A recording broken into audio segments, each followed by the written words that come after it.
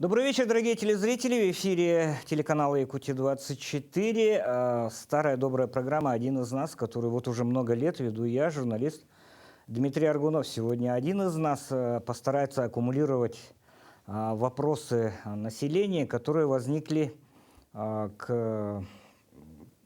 чуть было не сказал, градообразующим предприятием. По сути, так и есть, потому что Якутскэнерго – это организация, которая поставляет столь необходимое и без чего невозможно представить современную жизнь, электроэнергию.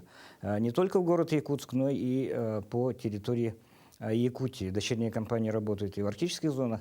И за последний месяц случилось, ну, не назову это блэкаутом, да, назову две крупные аварии, причем одна из них носила довольно глобальный характер, когда полностью было отрезано центральные районы и город Якутск. Об этом и не только мы сегодня хотели бы поговорить с генеральным директором ПАО «Якутскэнерго» Алексеем Александровичем Стручковым. Здравствуйте. Добрый день. И заместитель генерального директора по развитию, да? Да, верно. Сергей Николаевич Прокопенко. Здравствуйте. Начну с того, что вот эти два события, да, которые случились в конце августа и в сентябре, они чем отличаются и что их роднит? Роднит-то понятно, что в части, скажем, города, а в первом случае по всему городу, было темно. Было темно. Давайте. Да, спасибо, Дмитрий, за вопрос. Но прежде всего я хотел бы отметить, что с конца июля, с учетом маловодности реки Вилюй, штабом по обеспечению энергобезопасности Республики Саха-Якутия было принято решение перевода работы якутской энергосистемы в так называемый вынужденный режим. Этот режим был введен в целях сохранения и обеспечения водности каскада Вилюйский ГЭС и, соответственно, ритмичной работы Якутская ГРЭС-Новая, ну, в свете известных событий, связанных с импортозамещением.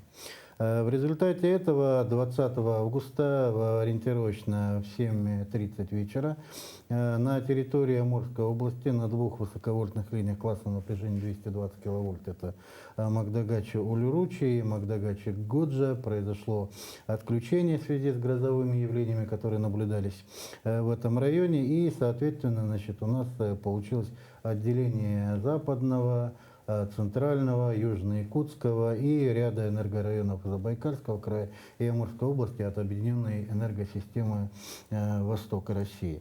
В результате этого мы наблюдали снижение, ну, соответственно, сработка автоматики, отключение наших станций и отключение большого количества потребителей. Так у нас практически западный энергорайон, это примерно 87,5 мегаватт, и территории центрального энергорайона, там порядка 120 мегаватт, вот эти потребители у нас были отключены.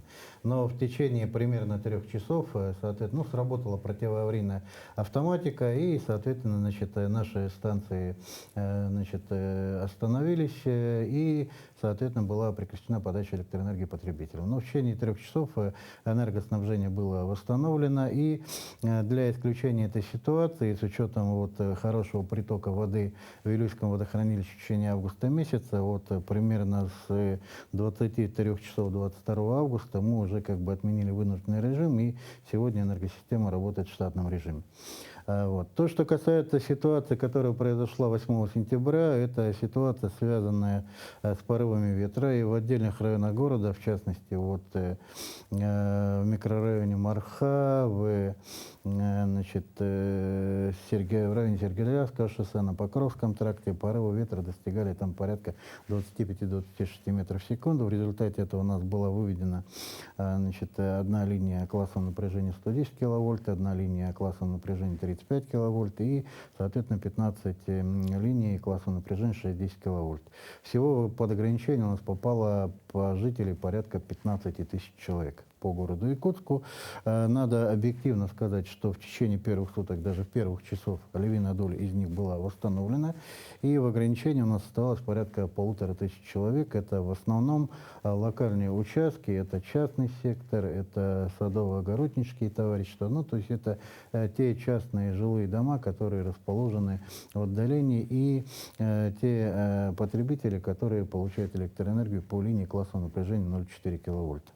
Длительность восстановления, она прежде всего связана с тем, что мы получили более 510 заявок от наших потребителей.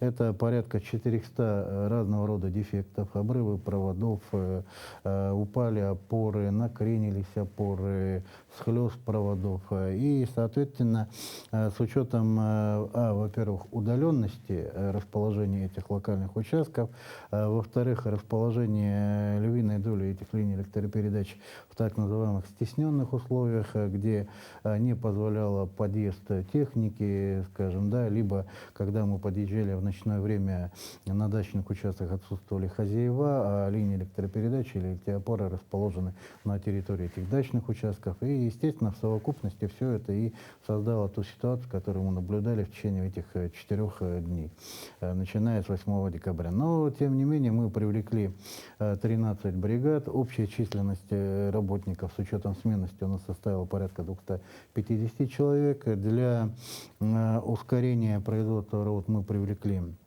аварийные бригады с наших соседних Покровского и Намского РЭС, и, соответственно, все это нам позволило в течение 4 суток восстановить энергоснабжение абсолютно всех потребителей и, соответственно, устранить дефекты у всех потребителей. Почему это произошло? Ну, объективности ради надо сказать, что вот как раз сети классом напряжения 0,4 киловольта по городу Якутску или в районе центрального энергорайона у нас вернее, центрального РЭСа, это порядка 1300 километров сетей вот этого класса напряжения 0,4. За последние годы мы заменили порядка 600 километров, и, соответственно, у нас порядка 800 километров еще как бы остается, ну, скажем так, в том исполнении, в котором они были построены. Средний износ сетей этого класса напряжения вот по городу Якутску и по центральному району электрических сетей составляет порядка 60%, и, к сожалению, объем работ, который мы в год можем себе позволить, это порядка 30-40 километров, и, соответственно, при таком объеме это может растянуться на долгие годы.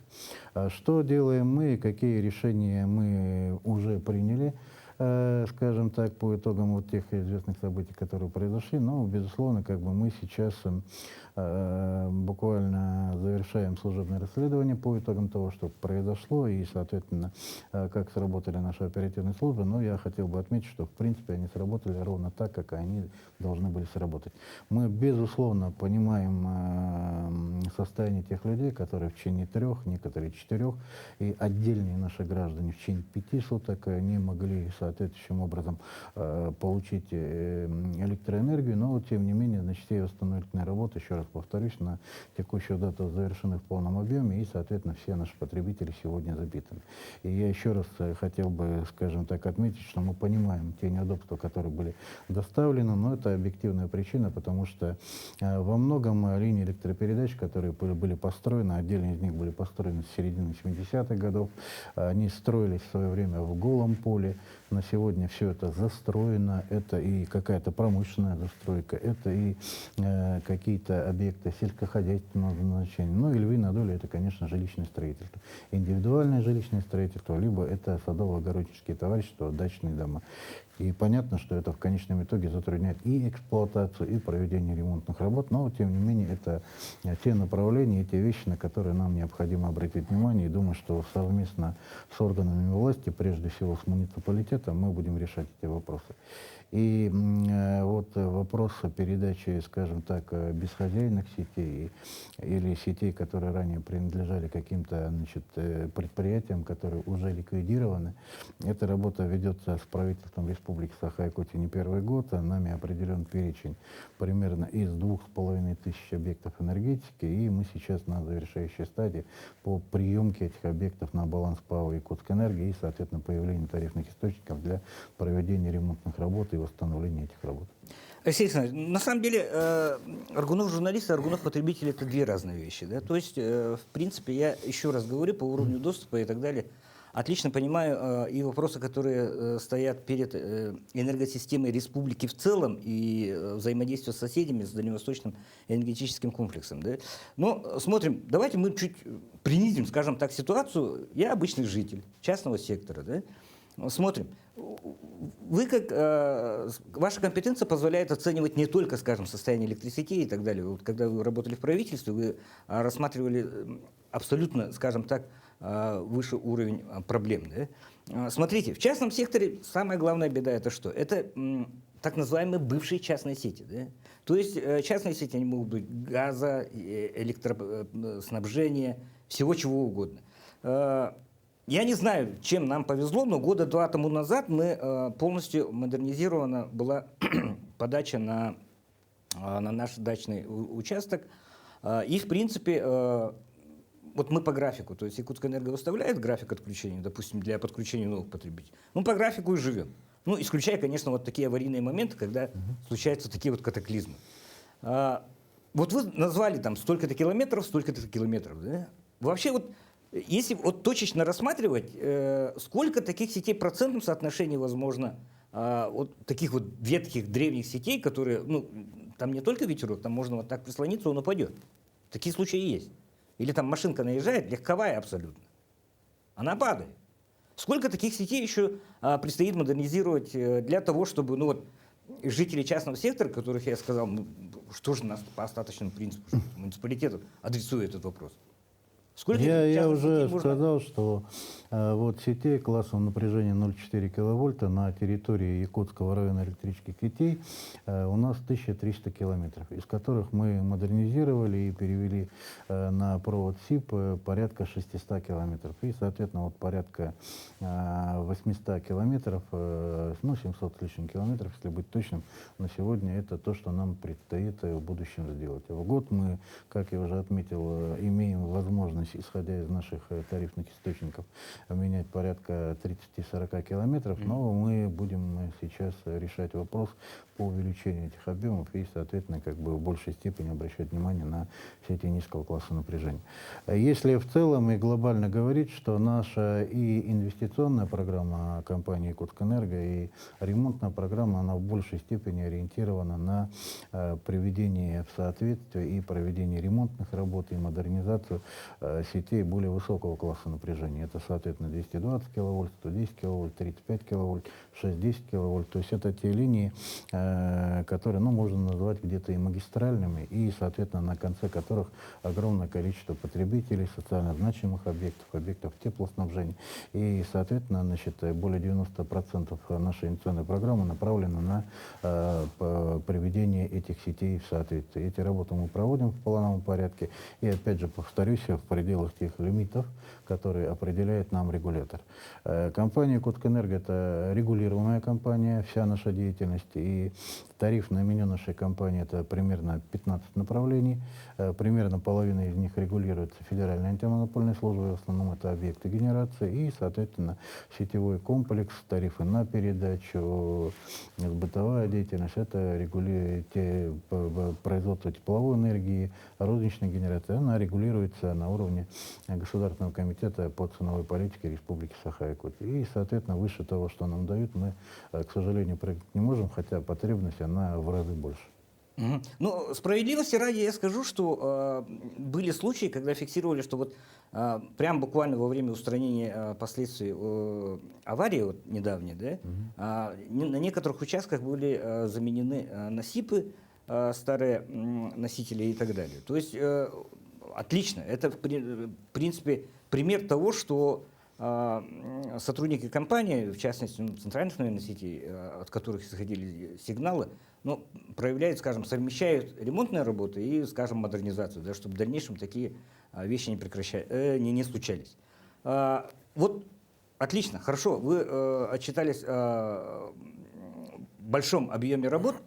А насколько вот эти работы можно, скажем так, облегчить для компаний, переведя их на какие-то социальные рельсы? Ведь газовики те же очень любят упоминать социальную газификацию и так далее. Вот какие социальные аспекты есть в работе по работе с потребителями? Ну, смотрите, да, вот для того, чтобы сравнить эти вещи, действительно, как бы сравнимые вещи, те решения, которые были озвучены президентом Российской Федерации в части социальной газификации, это хорошая поддержка для нашего населения, потому что объективности ради, конечно, как бы вот обеспечить такой большой объем капитальных вложений для подключения индивидуального жилого дома к сетям газификации или к сетям энергоснабжения, это достаточно как бы затратная вещь.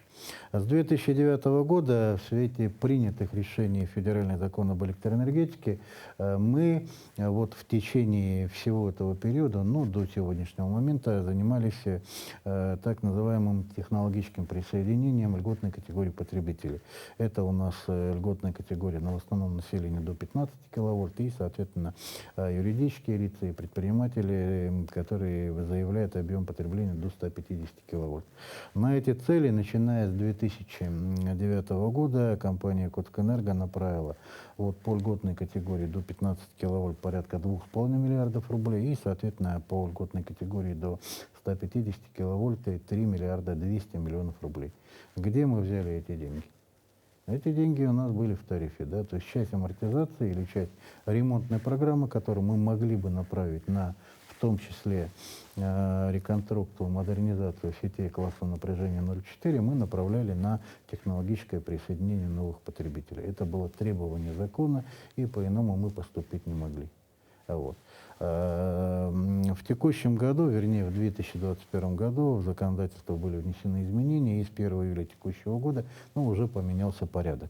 И, соответственно, значит, льгота, которая предоставляется, заключается в том, что на 1 киловатт потребитель будет оплачивать не более 3000 рублей, и льготной категории не более 1000 рублей, при условии, что протяженность линии электропередачи в городской местности не более 300 метров и, соответственно, в сельской местности не более 500 метров. То же самое касается и юридических лиц.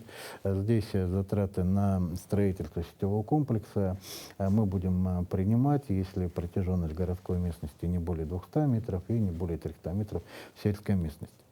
Что это означает, или вот говоря по-простому, да, вот что мы делали до вступления вот изменений в это законодательство. Например, есть у нас потребители вот категории, значит, производителей, ну, сельскохозяйственные производители. Значит, Любой фермер? Да, любой фермер. И он обращается к нам с заявлением, что надо вот подключить какой-то сейлок.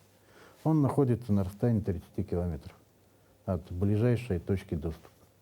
И все эти затраты мы включаем в свой тариф, и за счет своего тарифа выполняем эти работы.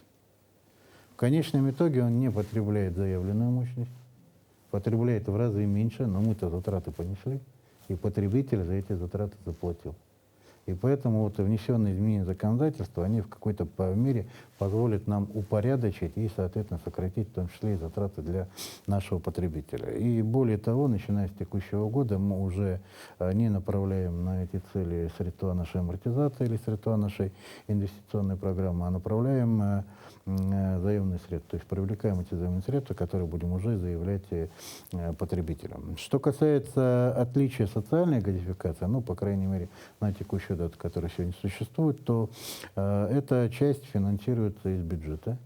Львиная доля из них из федерального бюджета, ну и, соответственно, помощь регионального либо местных бюджетов. И, соответственно, просто за бюджетные деньги строятся новые газовые сети и подключается потребитель. Наверное, это правильное решение. В отношении энергетики таких решений не принято, но я очень надеюсь, что, в принципе, в будущем они будут приняты. И вот еще раз повторюсь, что мы завершаем служебное расследование, ну, чтобы как бы вот сделали детальный анализ, начиная как бы с первого часа тех событий, которые произошли, и делаем выводы, и, соответственно, во-первых, будем корректировать нашу ремонтную инвестиционную программу в части вот сетей класса напряжения 0,4 киловольта. Далее, значит, очень много замечаний, мы их все проанализировали, касались работы, или, вернее, обращений наших потребителей в диспетчерские службы «Якутскэнерго», и, соответственно, возможно, будем решать вопрос создания специального колл-центра во взаимодействии с единой диспетчерской службой города Якутска, которая, собственно говоря, в принципе, с нами работает и должна была отработать, и, соответственно, большую волну, скажем так, сбить. И я думаю, что эти меры как раз-таки и позволят в будущем избежать вот того, что произошло. Но на самом деле, еще раз повторюсь, что те отключения, которые произошли при этой ветровой нагрузке, может быть, она значит, не самая большая в понимании простого обывателя, но надо сказать, что в отдельных районах порывы ветра достигали 26 метров в секунду. Это, в принципе, достаточно серьезный вызов, в том числе для энергетики. Значит, но тем не менее, значит, наши аварийные службы работали они 24 часа в сутки, и, в принципе, вот за этот период восстановление энергоснабжения всех наших потребителей. По работе вот этих ремонтных бригад, ну, я видел, что они приезжали и ночью, там, в 2 часа приезжали, в 23 приезжали. Все это было, да, то есть сигналы к нам тоже идут отовсюду. Здесь момент такой. У нас же население очень любит, скажем так, слегка перейти за красную черту. Да? То есть, что это означает? Ну, есть участок, допустим, 10 соток, да? У него есть там чуть-чуть этот, может он туда картошечки туда накидать, потом это дело обносит забором и так далее. Тем самым существующие коммуникации, они попадают как бы в огороженное пространство. Мы любим говорить об пациентском экстремизме, когда к врачам заходят, начинают там кричать, хамить и так далее. В случае с вашими ремонтными бригадами, товарищи, которые присутствуют в студии, вот такой потребительский экстремизм, он встречался или нет? Ну, были же сигналы, что там, пожалуйста, найдите собственника участка такого-то, который, грубо говоря, не допускает ремонтика. Нет, ну, конечно, единичные случаи, они такие и есть, и, к сожалению, и будут в будущем, да. Я уже говорил о том, что, да, когда наша аварийная бригада в ночное время или в вечернее время приезжала на дачный участок и не могла проникнуть на этот участок ввиду отсутствия хозяев, такие случаи как бы были, да. Ну, наверное, контекст вашего вопроса заключается в том, что можно сделать в будущем, чтобы как-то это исключить. Но, конечно, можно говорить красивые слова о том, что планирование или градостроительство должно там идти в соответствии с нормами и правилами, которые как бы определены нормативно-правовыми актами или, в конце концов, законами Российской Федерации. Но, к сожалению, город наш очень хаотично строится, да, и это можно наблюдать в любом районе города Якутска. И это строительство происходит вне зависимости от сознания ПАО «Якутскэнерго». И во многом нарушены охранные зоны наших линий электропередач. И те люди, которые принимают решения, ну, на мой взгляд, намерены на это. Но во многом месте самозахват земельных как бы, территорий и строительство. Да. Но мы совместно с органами власти, то есть теми контрольно-надзорными органами, которые должны с этим бороться, работаем и принимаем соответствующие решения. Но, тем не менее, факт остается фактом. И еще раз вот повторюсь, что вот эти 4 напряженных дня, значит, когда мы устраняли последствия порывистого ветра, они, в принципе, наглядно это показали. И понятно, что это тема наших будущих разговоров и с муниципалитетом, и органами государственной власти для того, чтобы в будущем максимально исключить подобного рода как бы, ситуацию. Сергей Николаевич, по части развития, что же еще дополнительно можно предпринять в плане того, чтобы минимизировать подобные вещи? Я понимаю, там ледяной шторм, я понимаю какие-то грозы. Вообще грозы у нас какое-то явление такое, на него можно списывать все. Лесной пожар, там, обесточивание, все что угодно. Что предпринять? Вот смотрите, что касается, вот как все заметили, количество гроз, количество таких вот ветров, сверхнормативных нагрузок на наши объекты, оно из года в год растет. То есть мы ежегодно получаем отчет по активности грозовой на территории Якутии. И, как показывает статистика, за последние десятилетия количество гроз возросло значительно, чуть ли не в разы. Вот. От этого никуда не денешься, видимо, климат меняется. Потом ветра, которые в пределах до 20 метров в секунду, порывы иногда там и выше, это было раньше очень редкое явление.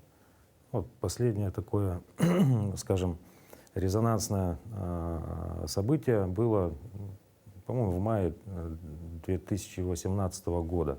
Помните, да? Когда остановки сносило. Остановки сносило, электроснабжение мы восстанавливали до 6 дней.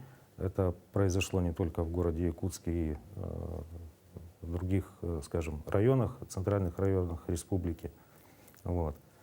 Ну, к сожалению, последний вот случай, который произошел, чем отличался от того? отличался тем, что это явление, оно было не настолько, наверное, сильное, да, воздействие оказало. Остановки у нас падали, там крыша срывала, но не в таком объеме. Но оно длилось несколько дней. В связи с тем, что оно длилось несколько дней, ну, понятно, что количество поврежденного оборудования, в основном линейное оборудование, вот эти вот линии 0,4 киловольта. То есть отмечу, что по объектам, которые обслуживает Якутскэнерго, это 6 киловольт и выше, таких отключений по сравнению даже с тем случаем было гораздо ниже.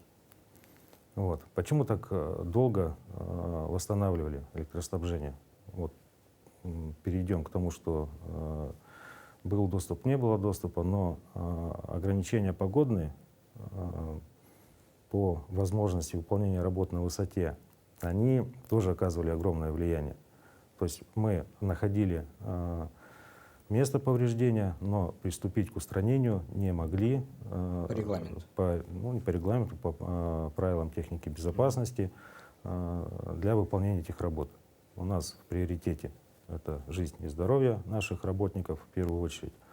Ну, так должно быть в энергетике. Это, скажем так, объекты повышенной опасности. Обязаны мы соблюдать правила. Вот в чем особенность была как раз ликвидация этой аварийной ситуации. Стоит отметить, вот вы даже сами сказали, да, в разговоре, что приезжают, вместо там голого провода, который ранее был, вывешивают самонесущий изолированный провод, опоры новые устанавливают, ну, где есть возможность подъехать технике, опять же, забуриться и сделать капитально. Где такой возможности нет, там, грубо говоря, на руках заносили материал для восстановления, где-то делали по временной схеме. Вот. То есть можно сделать вывод, какой Якутскэнерго в принципе готова к ликвидации таких аварийных ситуаций. Аварийный запас у нас полностью сформирован, недостатков в материалах у нас не было, недостатков в технике не было, персонал полностью был выведен. Ну, вот, если бы вот это явление продолжалось не несколько дней, то, ну, соответственно, мы бы сократили сроки время восстановления, да, время ликвидации. Потом, что касается доступа, да, к объектам, ну, как Алексей Александрович сказал, что часть объектов, сейчас мы проводим расследование, да, всех этих технологических нарушений, будет подобрана статистика, сколько там попало объектов, которые на балансе Якутскэнерго, сколько объектов, которые находятся у нас сейчас вот в плане приватизации и скоро будут у нас на балансе, на которые как раз тарифным источником предусмотрены средства на, скажем так, оперативное управление, ну, то есть переключение и так далее, и на аварийно-восстановительные работы. То есть в плановом порядке эти объекты с тех пор, как они появились, первое, в перечне в этом приватизации, ну и до того неизвестно сколько они не эксплуатировались, ну, состояние соответствующее. Вот. И объекты, которые в принципе пока не находятся не на балансе Якутскэнерго и не на балансе республики, вот, в плане приватизации, да. То есть вся эта статистика будет, скажем так, сформирована, ну, и будут делаться выводы. Соответственно, если будут выявлены объекты, которые не числятся ни там, будут приниматься меры для того, чтобы они, скажем, законным образом появились у эксплуатирующей организации, у сетевой, ну, наверное, у Якутскэнерго. Товарищи энергетики, есть очень, на самом деле, ну, двояко рассматриваемый вопрос. Я называю его немножко иезуитским. Да? Потребитель обязан сам обеспечить резервные источники питания. Я понимаю, когда обесточивание идет там на 5 часов. У меня, к примеру, 90-амперный аккумулятор выдержал, ну, достойно выдержал 7 часов. А тут идет 3-4 сутках. Да? То есть купить генератор, купить бочку там соляры и регулярно подпитывать такой выход, да? Ну, вот, смотрите, По законом, резервным источникам. да, по резервным источникам, В договоре же прописано прямо вот это. да, потребитель третьей категории, если имеет энергоприемники второй категории и выше, обязан самостоятельно обеспечить себя резервным источником питания.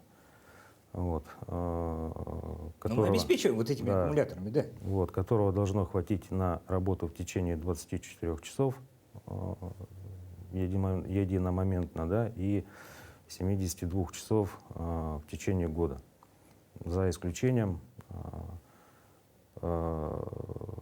перерывов электроснабжения, связанных с плановыми отключениями. С плановым отключением. К То сожалению, есть плановые отключения не считаются? нет, не считаются. О, хорошо. То есть, Да, потому это что важно. они у нас согласовываются. Мы заранее предупреждаем об этих плановых отключениях. А в остальных случаях, да, потребитель обязан обеспечить себя таким резервным источником, если у него есть электроприемники второй и первой категории надежности. Мгм. Чуть глобальнее поставим вопрос. Да? У нас среди населения ходит очень много страшилок по поводу турбин ГРЭС-2. Да? Вообще вот санкционная политика, она насколько на конечного потребителя повлияет? То есть мы же в достаточно сложных условиях сейчас. Ну, действительно, значит, известные события и беспрецедентное экономическое санкционное давление на Российскую Федерацию, оно привело к тому, что вот наша станция Якутская ГРЭС новая, которая была введена в эксплуатацию в конце ноября 2017 года и на которой установлены 4 газовые турбины производства компании General Electric Соединенных Штатов Америки, сегодня мы не имеем возможности проводить ни плановый ремонт, ни средние ремонты, да, пока ограничен текущим ремонтом. По нашему плану и в соответствии с нашей стратегией в мае месяце мы должны были провести средние ремонты 4-й турбины, в сентябре 1-й турбины. Значит, что сделали мы в этих условиях? Да, в условиях, когда мы не можем получить комплектующие, запасные части и провести полноценный ремонт.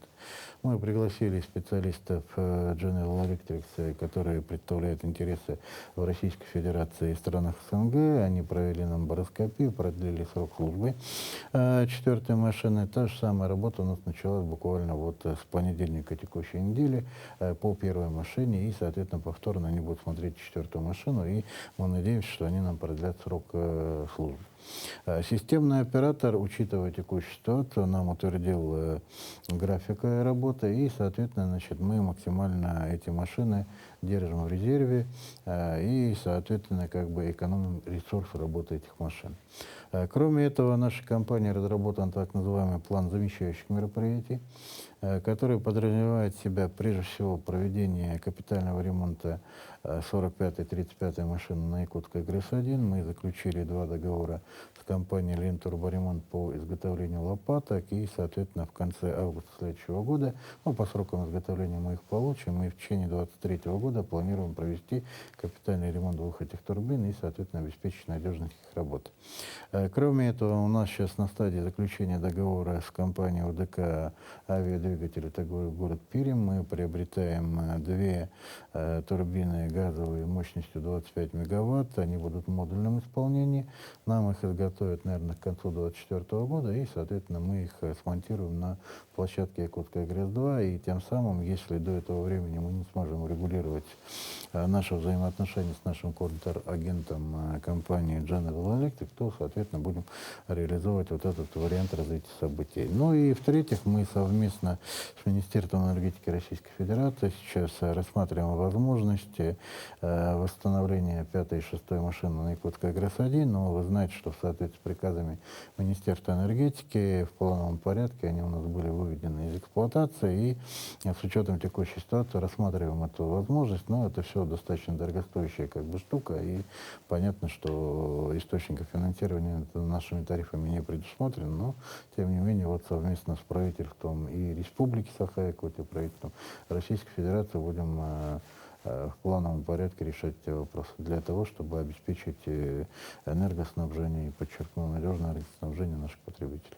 Но чисто экономические какие-то процессы, которые идут, мы все стали свидетелями параллельного импорта, все стали свидетелями, скажем так, поворота на восток глобального, который происходит сейчас в Российской Федерации. Да? В принципе, в среднесрочной перспективе вопрос надежности систем и ИГРИС-2, и ИГРИС-1, он пока не стоит. Я так понимаю, да? В среднесрочной перспективе. Ну, Есть безусловно, какой-то некий временной буфер, который заложен теми работами, которые уже проводились и проводятся. ну, я бы не сказал, что это некий временной буфер. Это как раз вот те решения, которые я озвучил, они вот направлены на работу наших станций в будущем и на обеспечение выработки электрической энергии и подачи электроэнергии нашим потребителям. Что касается в целом санкционного давления, то, конечно, не секрет, что и Якутскэнерго, равно как и другие энергокомпании, во многих в нашем оборудовании присутствовало оборудование иностранного производства. Это Германия, Финляндия, Китайская Народная Республика и многие другие страны. Да? И мы пересмотрели эту политику, и преимущественно все договора, которые мы заключаем на 2022 год и будем заключать в рамках нашего плана на 2023 год, мы уже переориентировались на отечественных производителей. И понятно, что не мы одни переориентировались, и поэтому есть, конечно, проблемы по срокам изготовления, по графикам поставок, но в каждом из этих случаев мы точно отрабатываем с заводами-производителями и, соответственно, корректируем под наши планы. Нам, к сожалению, значит, пришлось пересмотреть нашу инвестиционную программу в текущем году по ряду объектов, где поставки и оборудование у нас было иностранного производства, и, соответственно, быстрая переориентация на отечественного производителя, она в априори не может произойти из-за возросшего количества запасов, и, соответственно, какую часть работ нам пришлось перенести на 23, 24 и последующие годы, только исходя из сроков изготовления оборудования. Оборудование, которое мы используем, безусловно, это, ну, скажем так, оборудование очень длительных сроков изготовления. Вот, да, и поэтому, естественно, это меняет и наши планы, и, соответственно, мы на это ориентируемся.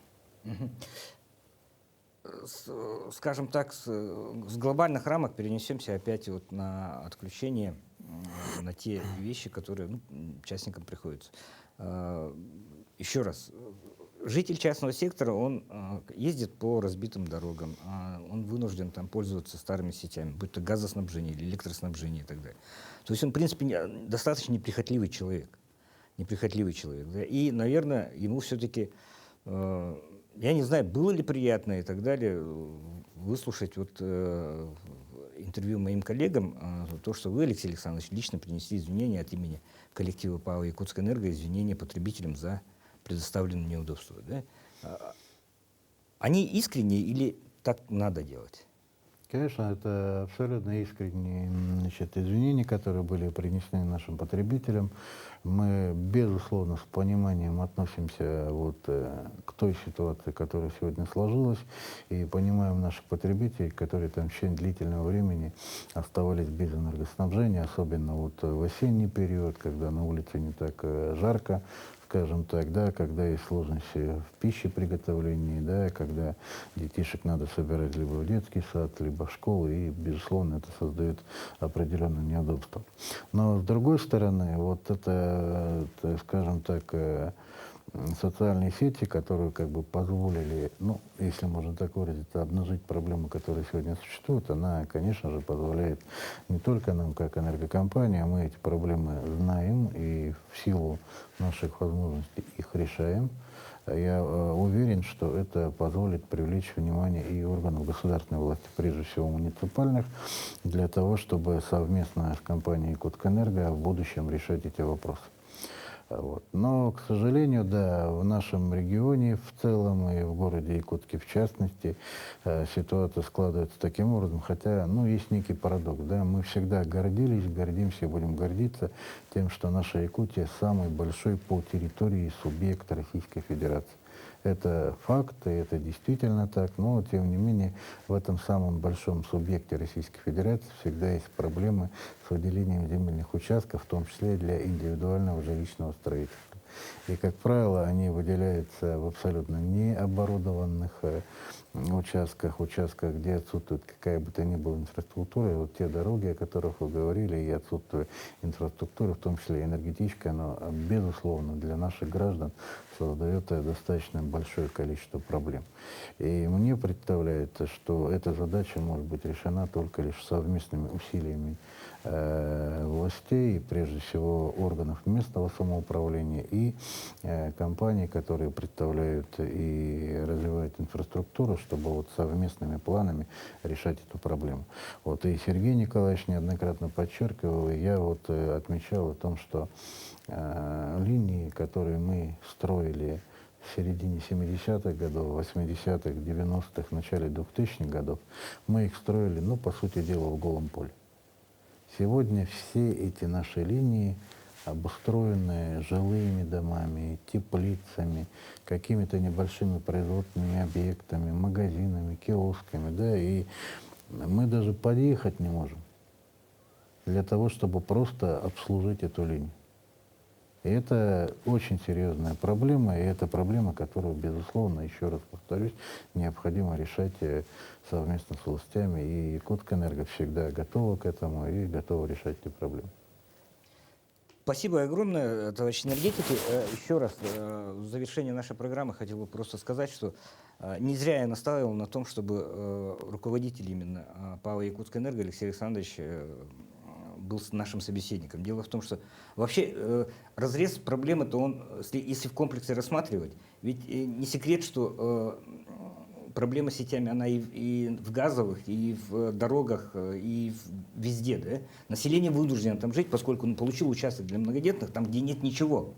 Это в первую очередь проблема муниципалитета, она должна прокладывать сети снабжения и потом уже предоставлять участки для того, чтобы человек поставил забор и провел сип, и нормально начал жить.